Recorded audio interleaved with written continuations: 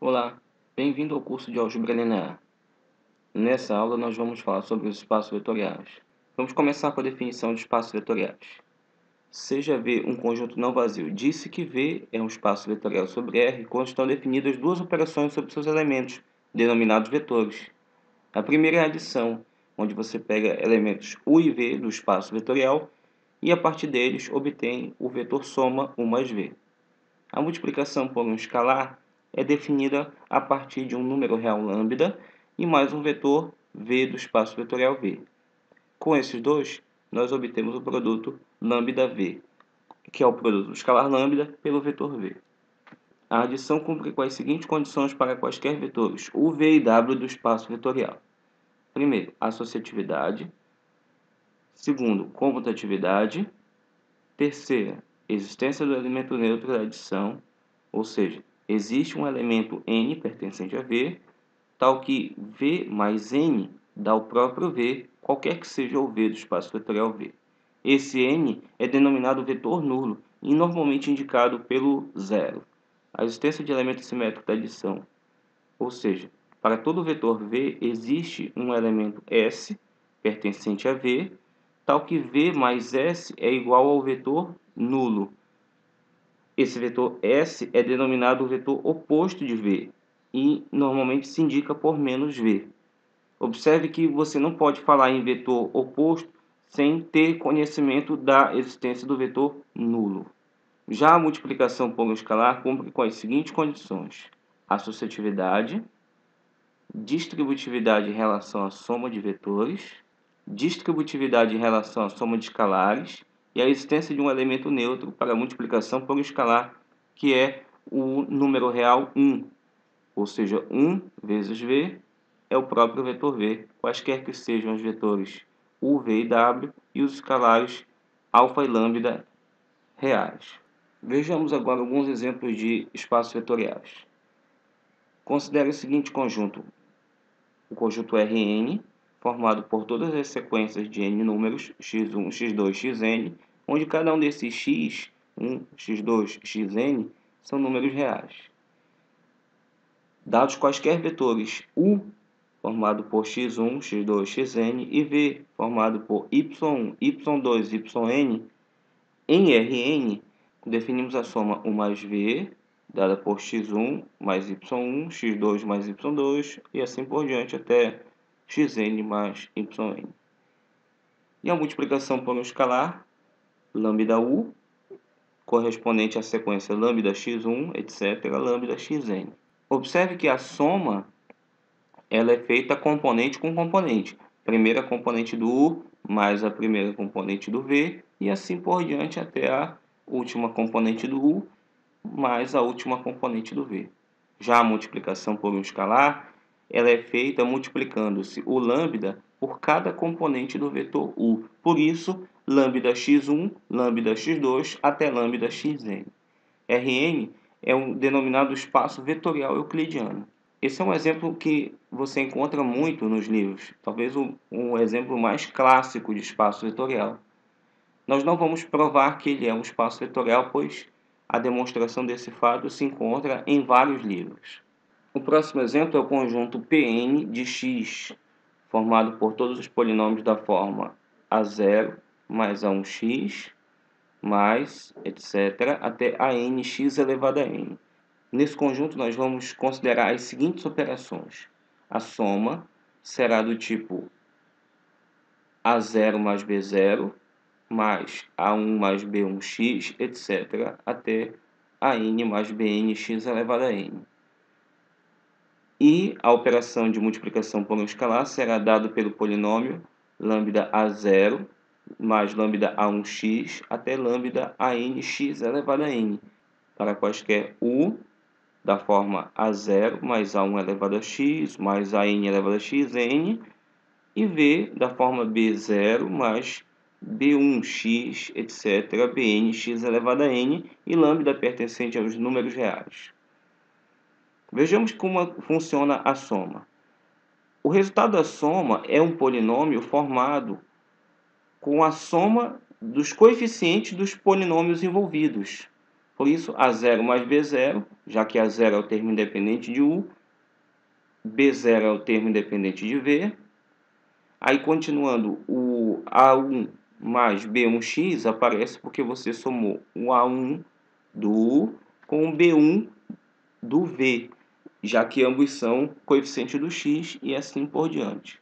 Já a multiplicação por escalar, você deve multiplicar o lambda por cada coeficiente do polinômio. Por isso, nós temos lambda A0 mais lambda A1x e até lambda AN x elevado a n. Esse conjunto cumpre com aquelas 8 condições que nós vimos na definição de espaço vetorial. Por isso é denominado um espaço vetorial de polinômio de real menor do que ou igual a n. Nesse exemplo, vamos considerar o conjunto das funções reais, ou seja, as funções f de r em r. Dadas duas funções f e g, nós definimos as seguintes operações. A função soma, definida pela lei f mais g de x igual a f de x mais g de x, ou seja, a soma do valor da função em f mais a soma do valor da função em g para o mesmo elemento x. E para o produto escalar, temos a função lambda f, também definida de r em r pela lei lambda f de x igual a lambda de f de x. Ou seja, basta multiplicar o lambda pelo valor da função f em x. Esse conjunto V ele é o espaço vetorial das funções reais. Vamos mostrar que de fato ele é um espaço vetorial. Começamos com os vetores f, g e h de V e os escalares alfa e lambda de R. Vamos começar com as propriedades referentes à adição. Primeiro, a associatividade. Vamos fazer a soma f mais g depois com h. Isso dá, pela definição, f mais g de x mais h de x. E que, por definição de soma, f mais g de x é f de x mais g de x, somando com h de x.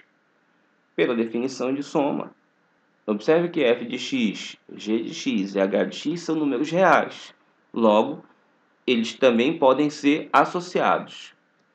Então, nós escrevemos f de x mais, entre parênteses, g de x mais h de x. E pela definição de soma de funções, esse g de x mais h de x é a função g mais h de x. Portanto, a associatividade é válida nesse caso. Vejamos a comutatividade. Então, nós vamos pegar a função f mais g de x, que por definição de soma é f de x mais g de x. Como f de x e g de x são números reais, eles podem também serem comutados na soma. Por isso, escrevemos g de x mais f de x. E isso é a definição da função g mais f de x. Para a existência do vetor nulo, nós vamos considerar uma função O dentro de V tal que f mais O de x seja igual ao f de x. Então, aplicando a definição de soma, temos f de x mais O de x igual a f de x. Note que f de x e O de x são números reais. Então, podemos escrever O de x igual a f de x menos f de x, que é zero. Logo, o nosso vetor nulo é a função O de x igual a zero, a função identicamente nula. Para a existência do vetor oposto, nós vamos considerar uma função S de modo que f mais s calculado em x resulte em O de x. Ora, pela definição de soma e pelo que nós acabamos de ver, isso equivale a f de x mais s de x igual a zero. E que pode ser escrito como s de x igual a menos f de x. Então, o vetor oposto de f é simplesmente a função oposta, ou seja, o f de x com o sinal trocado. Agora vamos analisar as propriedades relativas à multiplicação, começando pela associatividade. Nós temos aqui, então, o lambda multiplicado pela função alfa f de x. Pela definição de multiplicação, isso é a mesma coisa que lambda vezes a de f de x. Como lambda, a e f de x são números reais, podemos associá-los. pois a multiplicação entre números reais permite a associatividade. E daí podemos escrever lambda alfa de f de x e depois, pela comutatividade de números reais, alfa lambda de f de x. Isso é a mesma coisa que alfa vezes a função lambda f de x. Distributividade em relação à soma de vetores. Vamos ver o que acontece calculando lambda com a soma da função f mais a função g. Só que f mais g de x, por definição, é f de x mais g de x. Como lambda, f e g aplicados em x são números reais, podemos fazer a distribuição entre eles, resultando então em lambda f de x mais lambda g de x. Só que lambda f de x é a função lambda f aplicada em x, e lambda de g de x é o valor da função lambda g aplicada em x. Para a distributividade em relação à soma de escalares, vamos considerar a função lambda mais alfa vezes f aplicada em x. Ora, pela definição de multiplicação de um escalar por uma função, lambda mais alfa vezes f de x. Só que lambda, alfa e f de x são números reais. Então, pela distribuição em relação a números reais, lambda f de x mais alfa f de x. Agora, observe que lambda f de x é o valor de x aplicado na função lambda f. E alfa f de x significa x aplicado na função alfa f de x. O elemento neutro, que é o 1, 1 vezes f de x é igual a 1f de x, que é f de x. Todas as 8 condições foram satisfeitas e o conjunto das funções reais, com as operações de soma e multiplicação por escalar definidas, é um espaço vetorial. Nosso quarto exemplo é o conjunto das matrizes reais de ordem m por n com elementos reais. E as operações que vamos definir nelas são as seguintes. Soma A mais B, que é feito somando os elementos A e J mais B e J, das matrizes A e B, respectivamente, o que gera uma matriz também de ordem M por N.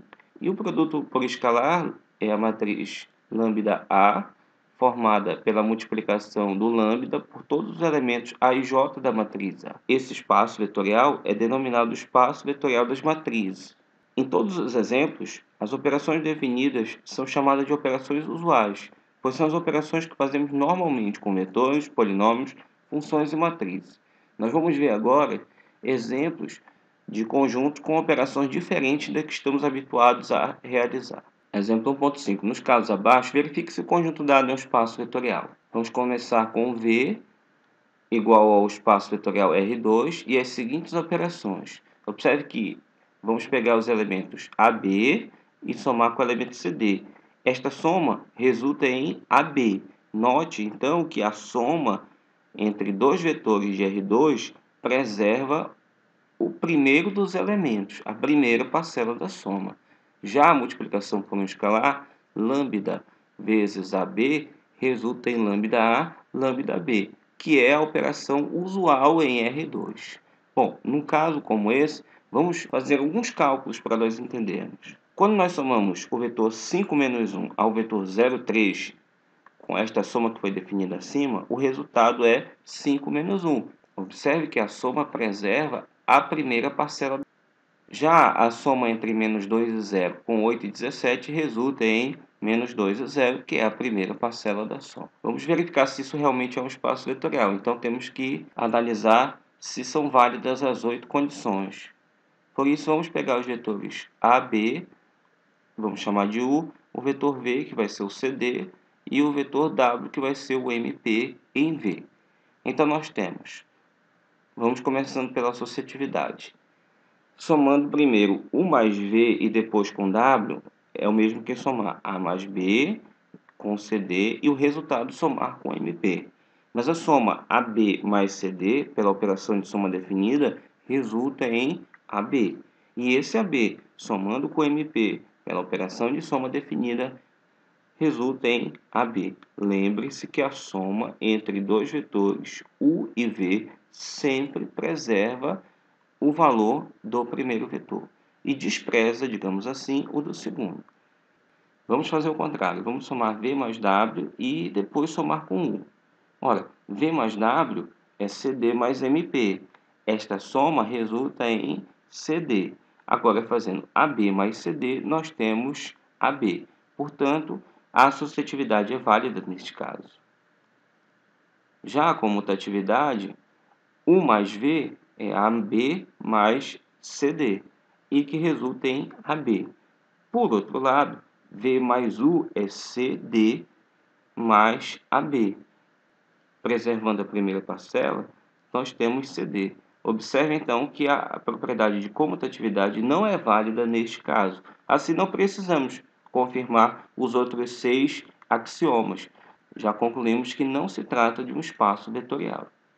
No item B, nós vamos considerar o conjunto V dos pares ordenados AB, onde A e B são números maiores que zero, e as seguintes operações.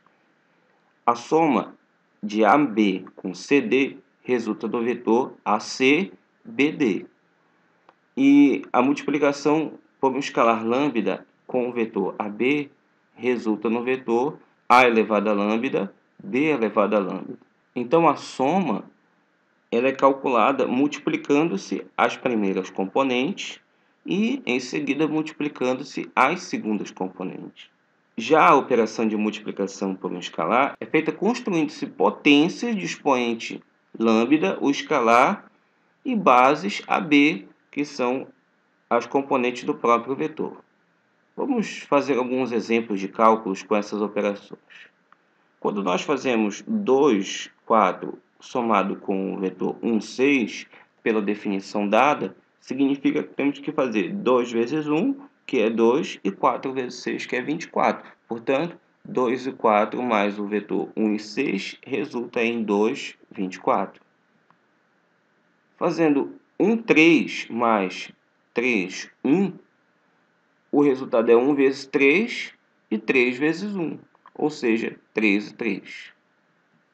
Quando você multiplica o 2 pelo vetor 5, 3, terá que fazer um vetor cujas componentes serão 5 elevado a 2 e 3 elevado a 2, ou seja, 25 e 9. E multiplicando 3 pelo vetor 1, 4, resulta em 1 elevado a 3 e 4 elevado a 3, o que dá 1,64. Agora vamos verificar se as 8 propriedades são válidas nesse espaço. Vamos considerar os vetores U, AB, V, CD e W, MP. Começando pela associatividade.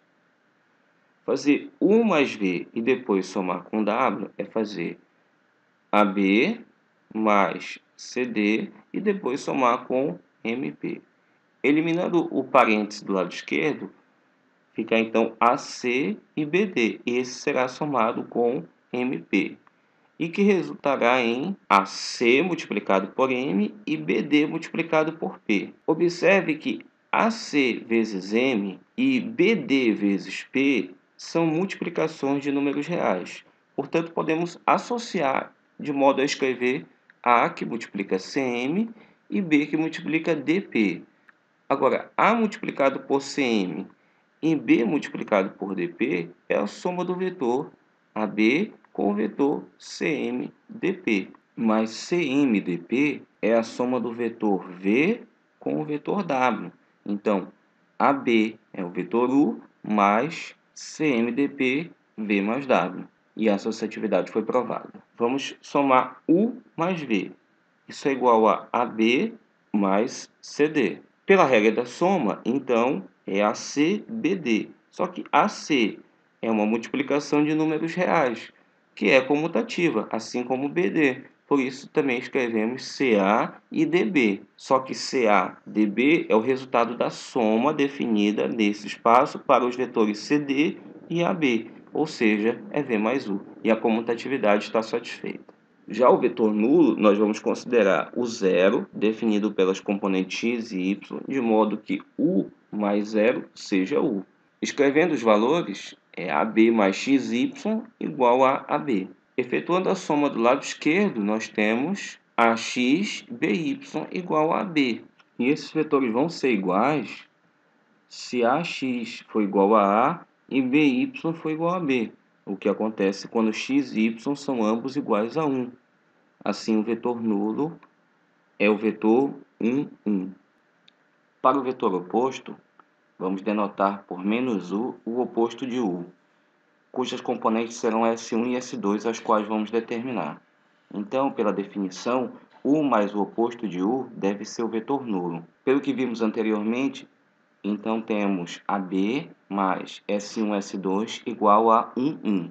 Efetuando a soma, AS1 e BS2 é igual a 1, 1. O que ocorre somente quando AS1 é 1 e BS2 é igual a 1.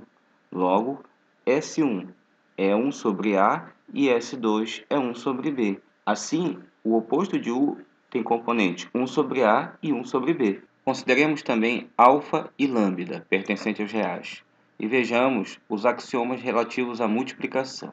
Começando pela associatividade, onde devemos multiplicar lambda por alfa U.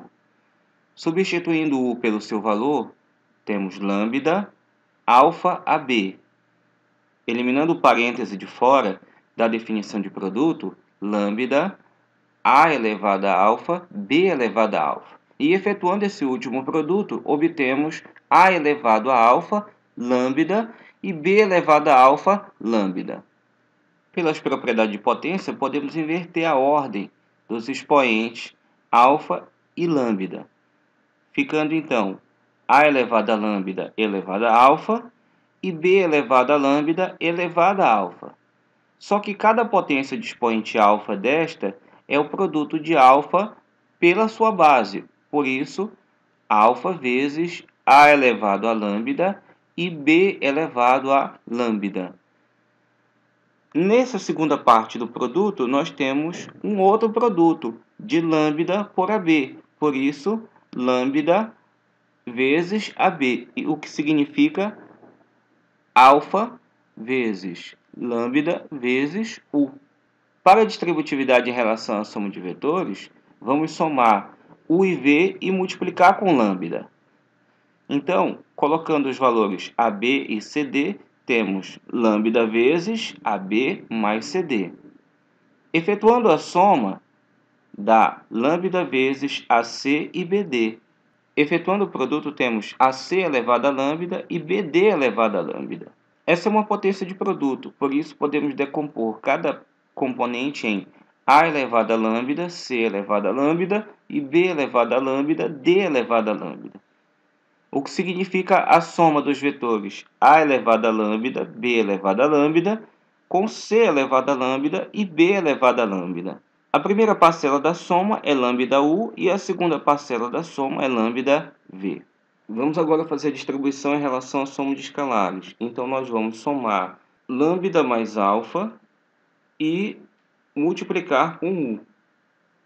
Primeiro, vamos substituir U por AB. Agora fazemos a multiplicação. Então, vem A elevado a lambda mais alfa e B elevado a lambda mais alfa. Pelo produto de potência de mesma base, nós escrevemos A elevado a alfa, A elevado a lambda, e também B elevado a alfa, B elevado a lambda. Resultando em a soma entre A elevado a lambda, B elevado a lambda, e A elevado a alfa, B elevado a alfa, que por sua vez é igual a lambda U mais alfa U. Por último, 1 multiplicado por U, que é 1 multiplicado pelo vetor AB. E da operação de multiplicação, nós temos A elevado a 1, B elevado a 1, ou seja, AB, que é o próprio vetor U. Vejamos agora o teorema com as propriedades de um espaço vetorial. Seja V um espaço vetorial, então para quaisquer U, V e W pertencentes a V e lambda pertencentes reais, são válidas as seguintes propriedades. Primeira, o vetor nulo é único. Segundo, cada vetor V possui apenas um único vetor oposto menos V. Terceiro, se U mais W é igual a V mais W, então U é igual a V. Essa propriedade é a lei do corte. Quarta, lambda multiplicado pelo vetor nulo é igual ao vetor nulo.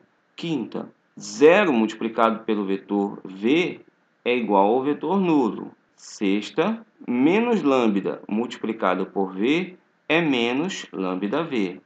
E a sétima, se lambda_v é o vetor nulo, então acontece uma das seguintes coisas: ou lambda é zero, ou v é o vetor nulo. Vamos provar essas propriedades, começando pela unicidade do vetor nulo.